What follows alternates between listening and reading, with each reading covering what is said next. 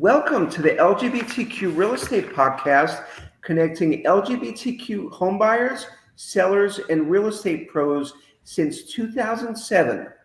My name is Jeff Berger. I'm the host of the program, and I'm excited today for two reasons. Number one, tomorrow kicks off Pride Month. And number two, we are with an old friend of mine, Tom Schwenk. We know each other.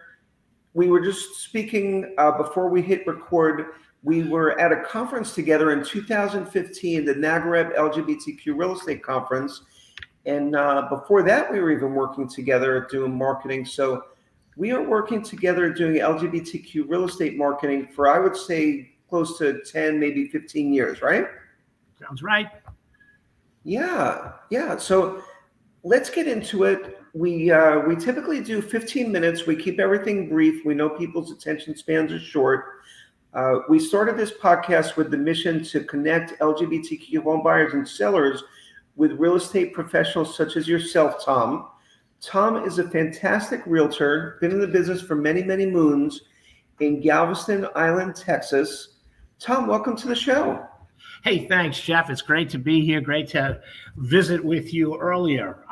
It's LBGT, obviously being a gay man, gay professional, it's very important to me. And I'm proud to say that I'm the owner broker of Coldwell Banker TGRE. For many years, I was a boutique firm, Tom's Galveston Real Estate, here on lovely Galveston Island, that we love to bill ourselves as near Texas. Being on an island, there's lots to do and many things to take away from. And as I recently brought this franchise with Coldwell Banker because they have an inclusion program specifically for minorities, for women-owned businesses, and gay folk that run their own businesses. They give you a helping hand, and it's kind of nice to be basically, in a sense, rewarded for being a gay professional. It's worked out really well, and I'm thrilled to be a longtime member of NAGREB, and as well as a friend of yours, Jeff's. So thank you for having me this morning. Oh, a pleasure. And thanks for sharing that. Times have changed so much in the world, and it's great to hear such a program occurring that's been successful for your business. Yeah, I'm sorry. Oh, so that's really amazing. Thanks for sharing that. And one of the things I like to be involved in here in Galveston, my firm is fortunate enough to support over 50 nonprofits. So we reach out to schools, to children, to fun activities. We have La Square, which is a surfing competition, which has a music fest.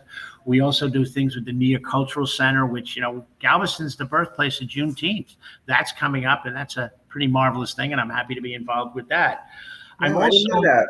Yes, it's an interesting thing that when the proclamation was read, it was read right here in Galveston on what at the time had been a slave market.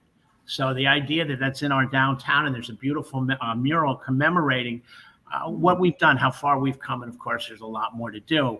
But it's kind of those nice birthplaces of history. On that note, we have everything. We're a great island.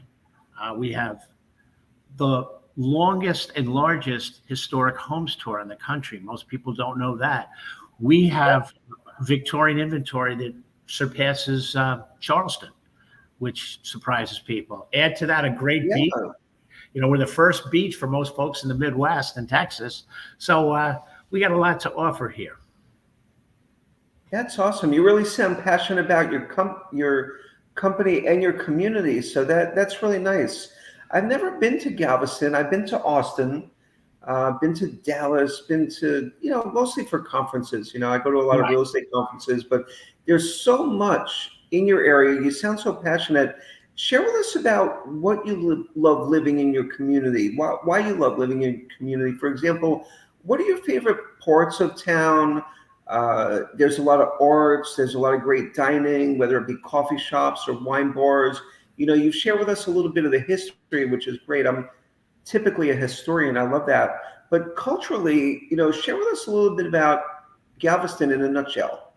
Sure. Galveston is an island, and as a result, everyone is important that lives here, which is one of the things that attracted me. So every person is valuable.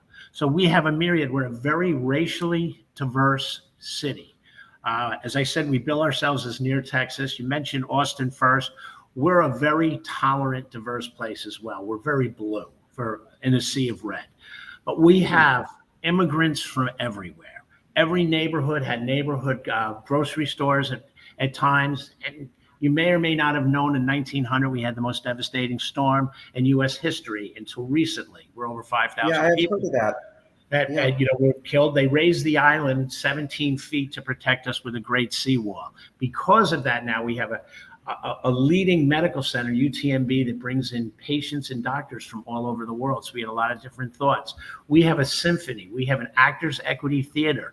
We have 5-star restaurants, and we're a town of 50,000 people. No one else can brag that. And we're Houston's front yard, I like to say. 50 miles away, we have sports and we have museums. We have museums here. This is a great up-and-coming place since the pandemic where people can live wherever they want. We have a lot of millennials moving in. There's a lot of artists, a lot of computer programmers, a lot of authors. The arts are really well supported. This weekend, Memorial Day weekend, in addition to the Memorial Day parade and memorials, we had the Flamingo Parade. So we had a lot of artists come in as flamingos. So there's something to do for everyone. And our citizens just passed a multi-million-dollar bond for our schools. So we have a commitment to our children, which that's great.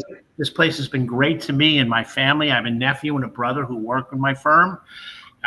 We're New Yorkers. We're East Coasters. And I came down here in 1987 and never looked back. Thank goodness I did. Wow. Thanks for sharing that. Yeah, I'm a transplant from New York also, living in Florida. And I could tell by your accent you're a New Yorker. So that's great. I feel at home. Yeah. And no, it's Jeff. Yeah, it's really great. And, we get such a myriad of clients. I still like to think, despite the raising prices, we're one of the most affordable places, oceanfront property. We get retirees.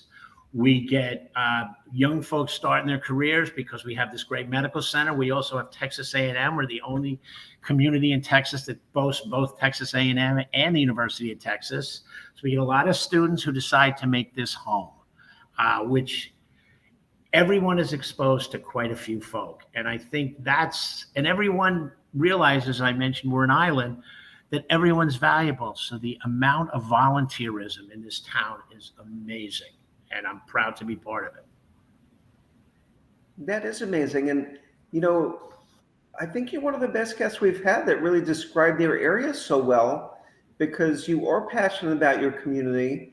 And, the purpose of this video and this podcast is really to help people, who may not find this typical stuff or other typical stuff. For example, searching Google, now they can hear it from a professional such as yourself.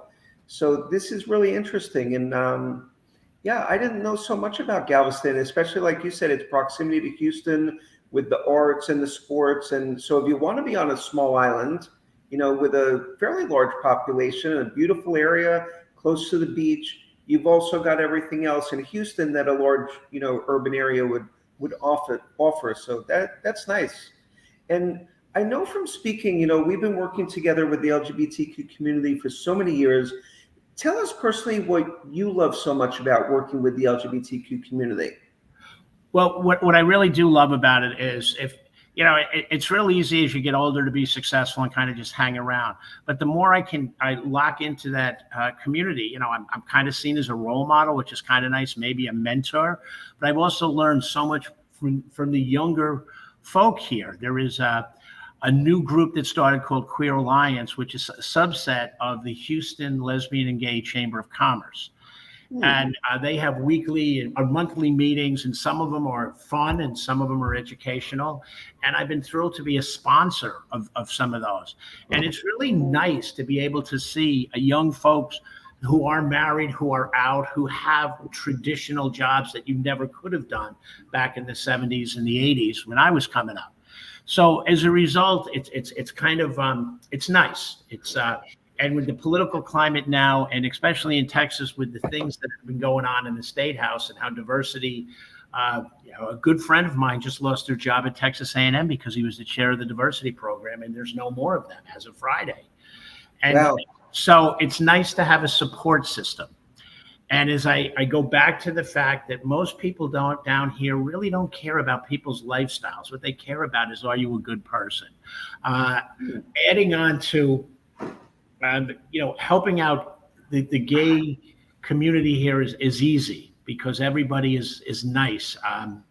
We rallied behind the farmers market when the city took away their lease because of drag queen story time, and thought that was pretty embarrassing for a city that prides itself on diversity. However, it was a city land, so they had different doctrine. So we were able to find a new place for them. It's opened up, it's bigger and better, and we had a huge fundraiser, a drag queen story time fundraiser that raised quite a bit of money, and I was thrilled to be the lead sponsor of that. Wow. So, we have opportunities here that people don't have in larger cities. And I don't want to forget when we're talking about all the wonderful things here. Environmentally, we're spectacular. We're a bird city. We have the artist boat that saves wetlands. We have great parties to support them. And it's a purple party. It's not Democrat or Republican. It's all about getting to solutions. So that's what's really very interesting about Galveston and makes it a great place to live. Wow. I want to visit. So if I make it there, we're going to hang out. Absolutely. Hey, and then the cruise ships are right 2 doors down from my office. So it's the 4th largest cruise ship. You in Florida now. We're getting closer to you, Jeff. We're getting bigger and bigger. Yeah, we got the whole cruise deal too now. I could be in an Uber and on a cruise and be having a lot of fun.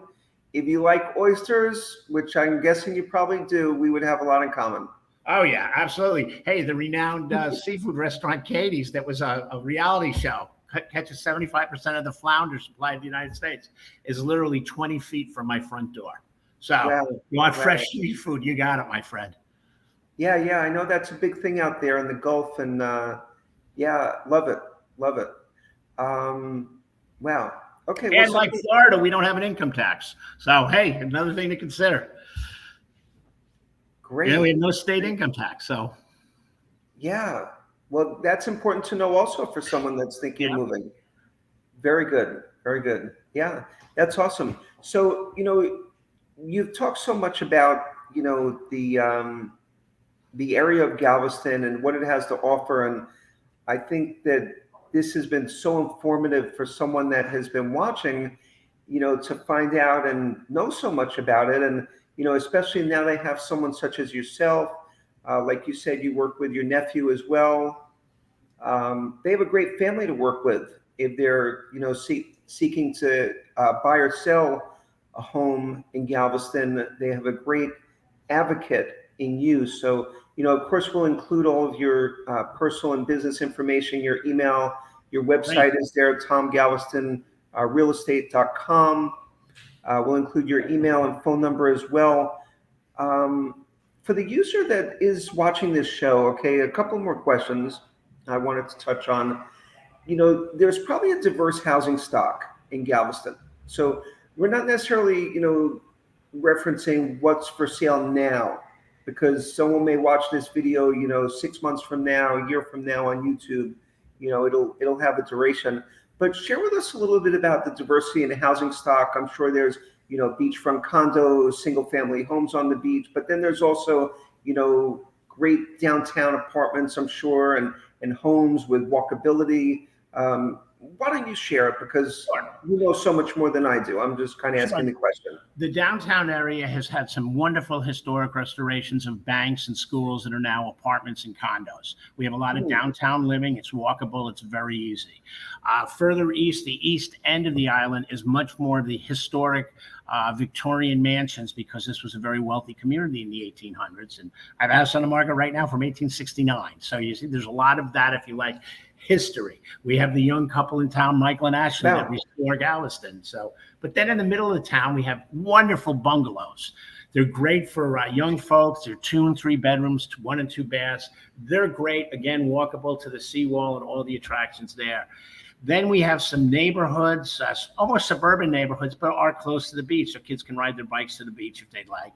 And then further out west, we have the beach community, as well as the luxury condominiums right on the beach. I happen to live in one.